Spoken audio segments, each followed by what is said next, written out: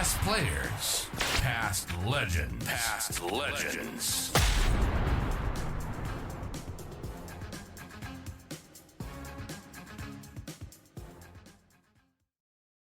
To have a contest for the best banner. We took it up, and the guy at SAFM goes, boys, that's brilliant. Yep. And you're obviously the best banner, but you can't win with that. So, yeah, so we had some fun with those, Wade. Well, there's some good banners over the history, and I remember one that regarded myself with Mercantile Health Insurance or something. Right. And they had it at Footy Park on the southern grandstand. It was upside down. And it said, hey, you the bloke, you're standing lead, I hope you got your insurance. So That's right. Yeah, I do remember that now. Yeah.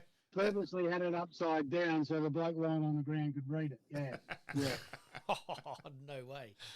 It was pretty funny. And it's funny how things go. But, nowadays players get pretty well remunerated for little bits they do in the media or appearances and stuff like that. That sign was up there, I think, for a month, and I got a bottle of whiskey out of it. How's that? Well, better than nothing, I suppose. But, yeah. Better than nothing. It went down all right, but, yeah, would have been worth a fortune nowadays. Of course, though, at least you did have a very good end of the 93 where Woodville, West Torrens, I admit as a Nord supporter, we may have been in the bar by about the 7-minute mark of the first quarter where the game was 7-minute mark. I was about 5-minute mark. So, yeah, but you boys were very good that day. And look, as I said to you when I ran into you a couple of weeks ago when we were with the school footy, I was wrapped for Nevy in that because I thought Nevy should have played more at Nord, and obviously happy with Bruce as well. And you guys were just way too good at. Someone's actually. You lose a close one, you analyse it more. But out of that one, we just went, hey, Woodville West Torrens were just way too good. Well, they had a purple patch there for a year and a half where you guys were really the dominant side, but just couldn't get the chocolates until 93. Yeah, pretty much. And look, that day was it was a great day. There's no doubt about that. When you win flags, it's a great day and forever in your memory bank. And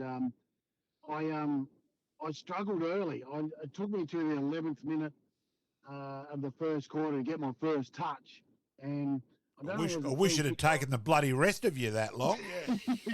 Yeah, because after that it was pretty easy. Yeah. I got a fair bit of it, but I remember I couldn't get near it, and ball was going the other way and bouncing the wrong way, and I got a free kick or a mark or whatever it was, and I hit up Andrew Taylor, and it was a reasonable kick, and he marked and kicked a goal, and I just felt comfortable and relaxed. I probably felt a bit of pressure there, but after I got my first touch, things had settled down, and away we went sort of thing. So that ended up being a pretty good day for myself.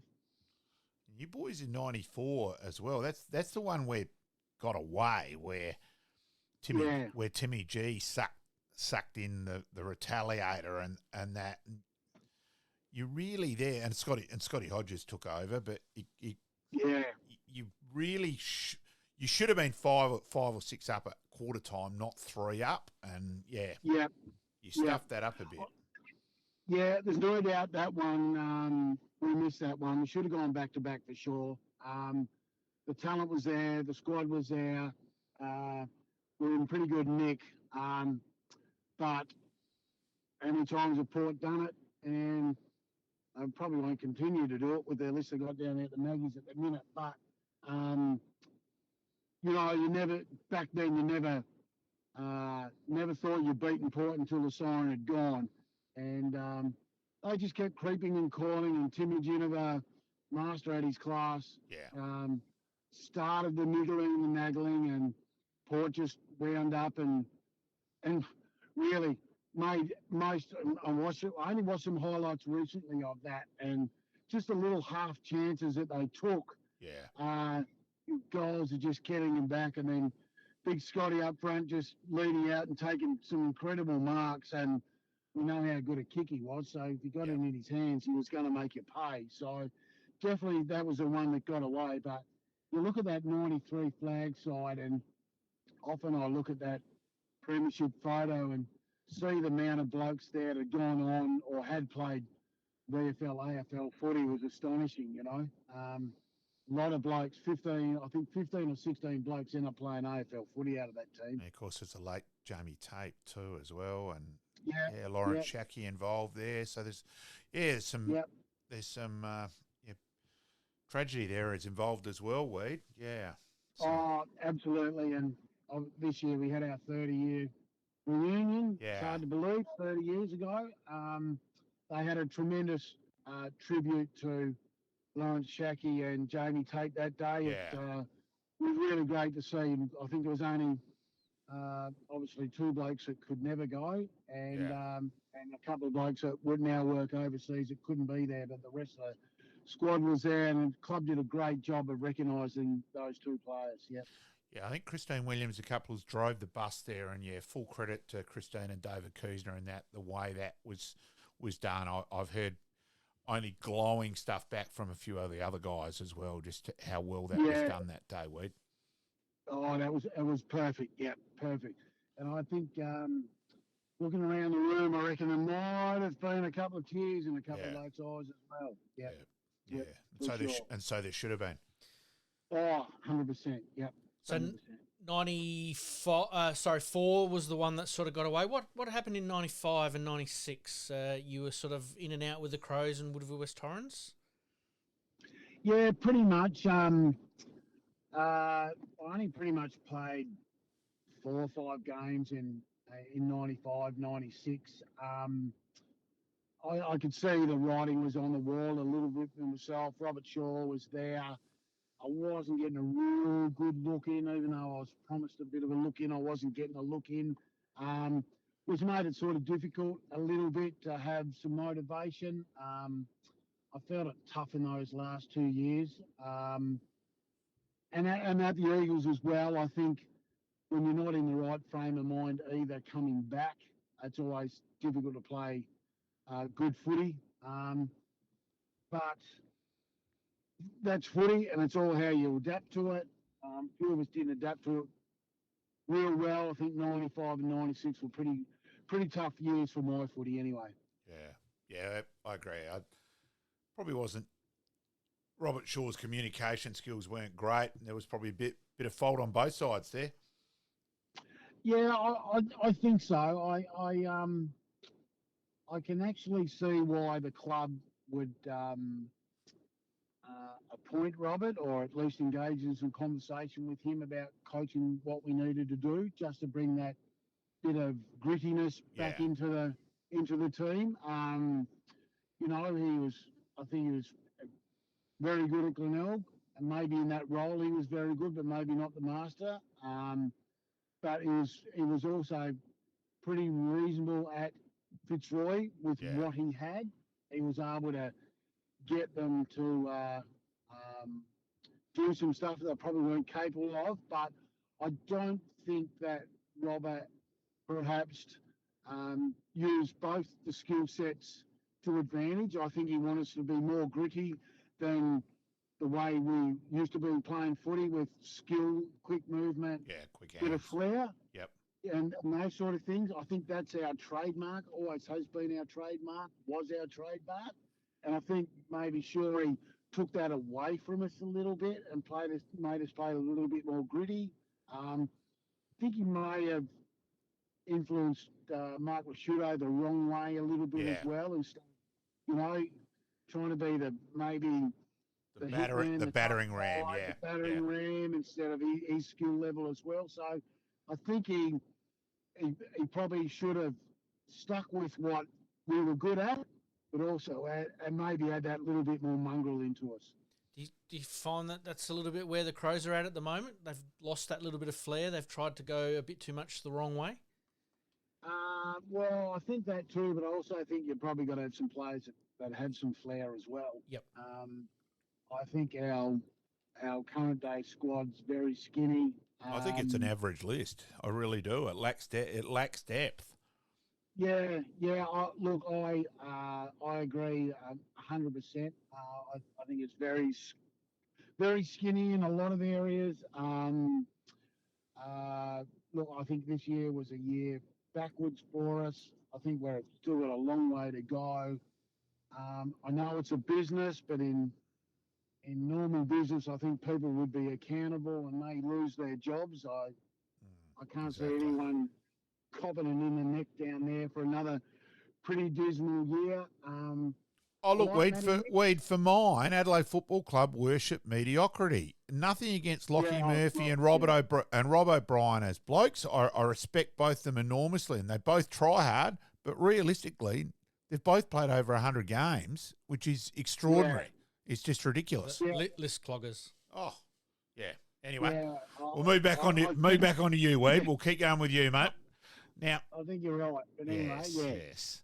Moving back, Wade, when your AFL career finished up, let's be honest, coaching, you have been the everywhere man, mate. Go through some of that because, geez, we could talk about your coaching career for another couple of hours if we went through every club. Well, before we do that, what was your exit from Adelaide like? Yeah, true. You know, obviously Robert Shaw's taken over. You sort of saw the writing on the wall. How did that all eventuate? How did that get brought to you, so to speak? Yeah, okay. So pretty much the news sort of broke that, a few blokes were in trouble with Jars and Bruce McDermott and Greg Anderson and Tony McGuinness, those sort of guys had got the chop. And then it was a matter of who else was next on the list. So I got a call from John Reid. Can you come in and have a meeting? Yep, no worries. This is either going to go one way or the other. Yep. Went in there. He said, look, we've spoken to Blighty. He hasn't got you in his plans. We're not going to renew your contract. And I've gone, well, okay, no drama at all. That's it, pretty much. 2-3 minute conversation and went and cleaned out my locker, basically. And that was it. Career over. And I reckon that's right, though, Weed. There's no point trying to argue your spot. The decision's been made. Exactly that. Yeah, you're never going to do it. And like I said previously, I found those last couple of years pretty tough. I lacked a bit of motivation for it. I didn't feel that if this what AFL was, I didn't really like it too much. I felt I was doing a lot for no reward. I was still playing reasonable footy at the Eagles, but wasn't getting a look in, and all those sorts of things. So it didn't come as a shock. I would have loved to have stayed another year or two, but that wasn't the case. And then after that, it was a matter of fielding offers all around the place. I felt a little bit let down by the Eagles with the offer that they put to me, particularly was going to be going back full-time for them as well, and not like in a part-time role. Yep. I was going to be a full-time player. I thought I was a little bit maybe let down a little bit with their offer, particularly when you got quite a few other offers from around the country. Yeah. And Tassie, Devonport was my first stop. And their offer down there, what they were going to do for me was too good to refuse, really. Could have gone to Mildura. That was a fair and reasonable offer up there too, but Tassie had some particular interest down there with statewide footy. Went down there and had 2 great years down there. Unfortunately, lost 2 prelim finals. You did win the William Leach medal, though, Wade. Yeah, I did happen to win that medal. Had a couple of years playing state footy down there and representing Tassie with that big Tassie map fronted green jumper.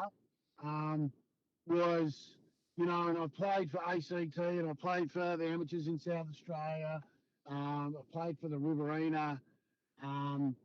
But nothing compares to playing for Tassie. They really bled for that jumper and meant everything to them. I remember a bloke called Errol Bourne that played for Burnie, good little rover, forward pocket specialist. He got us all in the group one day and he said, I really don't care where you come from or what club you play for, but when you pull this jumper on, you play for us.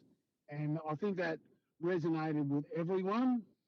And after that moment, in the 2 years that I played state footy for them, we beat Victoria at North Hobart. Yeah, and that would have been also huge, Western Wade. Australia. Huge. Yep, absolutely huge. We would have beaten Western Australia by more, except John Dorotich kicked about 7 or 8 to keep Western Australia in the game. But playing against Simon Atkins down at North Hobart Oval and having a pretty good day on him. There were a couple of special moments, a couple of special games I played for representing Tassie down there. And Devonport, it was great. It was great. It was statewide footy. You know, Troy Clark was unfortunately not with us anymore. He was playing with Sandy Bumley.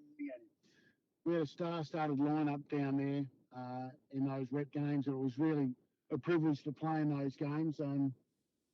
Had 2 years down there and then went to Wagga for 3 years and won a flag up there and come back to Kilburn under Roger Delaney. Yes, the Mound Men, the infamous Mound Men, Wade. The infamous Mound Men. Oh, they were good to have on your side, yes, I reckon. Yes. Good to have on your side.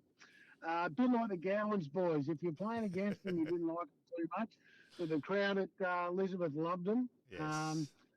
But Kilburn was great for the year, and then Jars had left Gazer, and I got a phone call from them, and got the job there, and was lucky enough to win the 2003 flag there in their centenary year too. In centenary year, yeah, it was quite a good year. A lot of work was put into it. We managed that pretty well. And look, you always aim to play finals and win a flag in your centenary year. We were lucky enough to get a couple of blokes into that side. Willie Sansbury come back to the club. I joined the club. I got a bloke from Tassie and Paul Brosnan to come over, played in the guts of left footer as well. Yes, he was a good player. He was a good player. And the rest were pretty much local Gazer boys. And look, it gelled well. And having Jars for, I think, 7 or 8 games, played him when we needed to. Just his experience up forward was instrumental for us. You know, he was able to capitalise on a lot. And even then, even Jars was a little bit older, he still commanded respect up front, and let him go and he'll do you damage. So we had the opposition think about him a lot. So, but it was a good year there before going to West Adelaide for 4 years. Yeah. Unfortunately, regret that decision for the rest of my life. Should have stayed at Gazer, but went there with Rennie, and that was a pretty tough 4 years. Just not enough resources and etc. at West Adelaide. Yeah, you different club, West Adelaide. Yeah, different club. I've been to a few, as you say, but I know we're probably the different one, and I think that's you know, they sacked Foss Williams. You know, different sort of place. They eat their own there, but leaving there and going to Foz Camp and had great 5 years there. Unfortunately, lost a grand final at Eastern Park. We missed one there, perhaps. Then after that, going to Broadview for 4 years. Little success, not a lot, and then finishing up at Walkerville for 3 years there. So, yeah, I've had a bit of a crack around it, but I guess the other thing is with that is that you don't get to coach a lot of clubs if you don't get asked. Yeah, so, fair point. While I'm mucking around, while I mucked around with the Liz Taylor line and all that, it's not like you weren't at clubs there for a while. It wasn't 1 year and then next too. There's a bit of difference. Yeah. Yeah, I think so. I think blokes can jump from club to club, but I was good enough to be able to stay at clubs for a reasonable period of time. Yeah. Yep. Should have had the Leyland Brothers music going in the background here at the moment, because you have been everywhere, man, and some pretty cold places as well. Some cold places, yeah. And I think that's a good thing about footy too. You get to see a bit of countryside as well. And Max Brown was coaching Devonport back then. You know, that's 28 years ago or something, and we're still very, very good friends at this stage. And he's just been inducted into the Tassie Hall of Fame there with only about 3 or 4 others including Peter Hudson, and that's a great story from Max too. But Yeah. we formed a great relationship out of just the 2 years being down there, and Coolman, where I went and coached up in Wagga, 3 years there, won a flag. Will forever have memories there. That's where Mum's from. Dad coached there. Aunties and uncles still there, so I always have that relationship with that town and that footy club. So, yeah, the places I've been to, we've had some great success. May have just missed out on close to about having some great success at other places, and a couple of disasters, which I get you have if you coach enough clubs, I guess. But all in all, I've enjoyed the travelling around, getting to see the countryside, and more importantly, meeting some great people. And that's the thing, Weed. It's not the wins and the losses. It's who you meet in through sport. Like, I admit I don't know what I would have done with my time, and that. But it's who you meet. And there's no one that you walk. You're out. You're always running into someone through footy and cricket, and that's the beauty of it. And yeah. I think you always know someone. Someone always might say, I'm over here from Wagga. I said, a bloke from here coached up in Wagga, Wayne Weidemann, blah, blah. And then they remember, or they've heard of you and things like that. So it's funny enough, I was in Borough, the hardware store, a couple of weeks ago, and went in and saw Ian Parkinson in there that owns a shop, and he's talking away. He said, funny enough, I had some Fish Creek people in there the other day, and he gets a lot of travellers through there, and he generally asks where they're from. And he said, where are you people from? He said, we're all the way from Fish Creek. You probably never heard of it. He said, no, I know that where that is. Wayne Weidemann comes into my shop all the time, and he's from Fish Creek. So they had a bit of a chat. So the good thing about playing footy everywhere, someone knows you somewhere. Absolutely. Oh, there's only one thing too, Weed. It's a game you've played against Uni at Uni Oval. And Siren's gone, and Clinton Rule had played that day in the Div 8 reserves, but he's left his gear on. So the Siren's gone. So he's just walked out and joined in the huddle and just shaking you guys' hands. And you've looked at him, and I reckon you're trying to think, yep, where's I it come from? I can't remember that guy out on the ground and all that. And we were just, we were always killing it. Typical Uni, we're just laughing away and all that. But you probably won't remember that one. But geez, the bewildered look on your face was priceless. I can tell you that. I do half remember that, because I've gone, either you didn't touch it or you didn't get on the field, because it didn't look like you had any influence in the game at all. Fair A pretty clever move, but that's the Uni humour, as you say. Yeah, don't worry. He had a few beers on the sidelines, but yeah, pretty funny. So we normally ask this a little bit earlier, but occasionally a little bit later. With all the coaching and travelling around that you've done with all of the different clubs, who are some of those role models as far as coaches you had in the past that you were able to draw upon to sort of mould you into the coach that you become? Yeah, I think I've been asked this question a bit before, and it's always a hard one to answer, but I'll sort of answer it this way. I took a bit from Cornsey with our flair and skill and getting fit, and I took a bit from Barmy about being relaxed. It is what it is. Open your arms up a little bit. Make you feel welcome, and be that bloke to your players rather than a coach sometimes. Yeah. But then took a lot from Bruce Winter too about, this is what we aim for, this is how we'll structurally sort of set up, and this is the way we'll go about our business, and without going too far over the top. Yeah. I think that the biggest lesson I've learned out of the whole lot of them, where Cordsey sometimes could be that complicated, I guess a bit like Craigie as well, down to every instance, apart and opposed to Barmy would say, whatever happens, this is still the way we're going to go about it. So if the ball doesn't bounce A, if it bounces B, well, let's go with that option rather than, setting examples up for this is how we want to play when it was never going to happen because the flow didn't go that way. So I think just the ability to adjust to what's in front of you. And look, I coached for 24 years or something, and footy was different from the first time I coached to the last game at Walkerville, Yeah. Personalities change, phones come in, the modern day footballer opposed to the old day footballer. Structurally wise, people used to bring up terminology from radio, TV, commentators. They'd hear the speak from AFL coaches. So you always had to, be a foot in front of the game a little bit as a coach. And because I think that's what the modern day footballer likes. He likes information and something new each week. Yeah.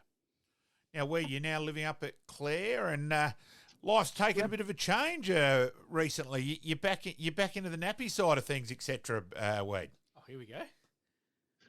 I am, mate. Yes, I've done it again. I had a little 24-year hiatus, and then decided to have a couple more. Something that wasn't high on my to-do list or bucket list. But my partner Sally Ann floated the suggestion early, and I sort of knocked it back a little bit. But after a couple of years, and she'd never been married or had kids before, and to see her with her nieces and nephews and coaching the young girls at netball, I could see how she was with kids and children, and when she floated it again, I thought that, why not? She deserves to be a mum, and that's fair. so away we went. Got a little boy, Max, that's 2.5 years old, and a little girl, Maisie, who's just turned 10 months old yesterday, to be exact. And they're great. They're two great kids. I've enjoyed it. Didn't forget how to change nappies. That's one thing you don't forget to do. That's right. I don't miss the sleep-ins and the nights without interruptions, but that's part and parcel of it. But second time round, and don't get me wrong, and I love the first time round it with my three kids, but second time round's been really good as well. So, I'm an old hand at it now. Good on you, Wade. Yeah, absolutely. Congratulations. Is that a case of that it coincided a little bit with your coaching, that you stopped coaching, you had a bit more time on your hands, and you thought you'd just fill it in with some babysitting duties, basically? Well, got me out of coaching anyway, because I've got to babysit now. So Yep. Sally Ann, she still plays netball, so I spend my time now at the netball courts and the playground. I don't get to watch much footy. No, nothing wrong with that, No, Wade. absolutely. Work-life balance is important. I enjoy it, yep. All right, Wade, we'll go through, as we always end with. Just before we do that, I've got one more question. Go for it. Your son, Jake, good point. playing obviously a bit of SNFL. You obviously sit back as a proud father to know that he's following a little bit in your footsteps. Just give us a little bit of background on him and how he plays, and do you see traits of you in him as well? Yeah, there's not a lot of me in him, which is probably a good thing. Plays a different role to me. I was more midfield, halfback, I guess. And I'm only just clicking over 6 foot, I guess. And Jake's 6'4". So he plays that tall roll up forward, or can do a tall roll down back. Occasionally he's pinched hit in the ruck at Port. But he started his junior footy at Woodville South. We went through the juniors there. We won a flag and lost one. And then he was out at the Eagles, under 16s, 18s, and then went through the reserves and had 3 league games. Couldn't quite crack it. He had some interest from other clubs. He ended up at Port Adelaide, which is probably a little bit hard to swallow. Yes. But he's really been happy there. He's played some nice footy there. He gives his heart and soul every week to that place. I know he trains hard. He tries to win every week. And he's had another good year as well for what they've got down there, and he gets relied upon a little bit as another tall forward or back. He gets thrown around a little bit, but he loves that challenge. But he's good. He's played 55 games now, I think 56 maybe after the weekend. He's enjoyed it. I'm very proud, Dad, to sit back and watch him play some league footy. I'm pretty sure he's going to go around next year, which may be his last year there before he moves on. But no, very proud and happy to watch him play his NFL footy. Absolutely. Good on you, Wade. Mate, we'll get you out of here on a couple of questions. Malcolm will lead you off. Righto. Best players played with and hardest opponents. Go whichever way you want here. And you can go a couple. You don't just have to narrow it to one. Yeah. Yep. Yeah, no, I reckon the best players I played with would have to be two Germans, Rashudo, McLeod. Yep. And you could throw a couple. Yeah, you could throw a couple other blokes. No, I'll throw one more in there. I'm still saying Sean Wren is the most important player in Adelaide Football Club history. You have a look the years when he did his knees, the Crows shithouse. Comes back, 97, 98, go top, does his knee on that infamous plate in 99, Crows shithouse again. I'm saying... And then they traded him and have been shithouse ever since. The spiritual leader in a lot of ways. He's the other one. Look, 100%. You could throw him in there. You could throw Ben Hart in there as well. Yeah. A couple of others. I think I'll throw another one at you. I think Chris McDermott's probably the best as well. captain. Exactly. Yep. Best captain I've ever had. I thought he was fantastic. Hardest blokes to play against. Well, back in the days where you could run 50 metres and snipe blokes, I reckon John Worsfold was pretty tough. Yes. Carl Langdon was another one, was pretty tough. Lewis, I thought was hard to play on. David Neitz was hard to play on at Melbourne. Craig Kelly did the wrong thing by me one day at Victoria Park, and he still giggles about it today. Yeah, I can imagine that, yes. When he did it. I actually had to man him up one day, and he was running behind the goals at Victoria Park, where I was getting a lot of advice from the Victoria Park gallery there, and a lot of it wasn't very nice. But anyway, he was laughing about that. Paul Hudson was another one I found it difficult to play on because he would lead you with crafty, and he'd sneak out the back and get you. But yeah, look, a lot of hard players, but those ones I mentioned were probably the toughest opponents to play on. I remember Derek kicking 3 goals on me about 3 minutes one day at the MCG. He's just lightning quick, couldn't keep up with him. But yeah, as far as the better players, where the Crows had some good ones I was lucky to play with. Hey, we greatly appreciated. Thank Love you for running your time, into mate. you, and it was a good chance to annoy you to buy a book there as I ran into you. You weren't going to escape, Weed, so greatly appreciated. No, I'm not out of your head like I was in there. I had to pay up. Yep. So anyone out there, we do have it in the background. Father's Day present. Message this page or message Malcolm Rulebook Ashwood, available at Dylan's for Father's Day as well. So greatly appreciated, Weed. Thanks, mate. No worries. Thanks very much for your time, boys. Appreciate it. Thanks for joining us, mate. No worries. See ya.